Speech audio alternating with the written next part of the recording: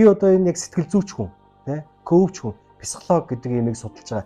Яг Мандалын сэтгэл зүй гэдэг юмыг судалж байгаа үед нь сэтгэл судлал гэдэг юмыг маш гүн судлах хэрэгтэй юм. Ер нь мандалагч хүн чинь сэтгэл зүйг л маш сайн мэддэг байх хэрэгтэй юм биш үү? Чамаа гаднаас ямар сэтгэл зүйтэй орж ирж байгааг би 100% таньдгүй маа гэхэд би 60% танин мэдчих хэрэгтэй байна. Тэгэхээр би тэрийг таньж мэддэг байхын тулд дандаа онд үзээд байх биш. Биеэрээ сэтгэлийг яаж застыг, тэ?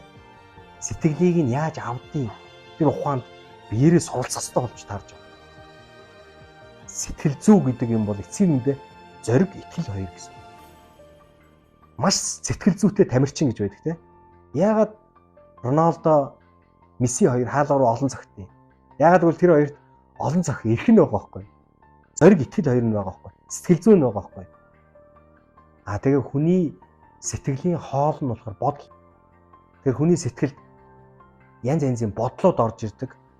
Хүний тэр сэтгэлийг яаж авшруулдаг аргууд, маш олон аргууд угаасаа байгаа.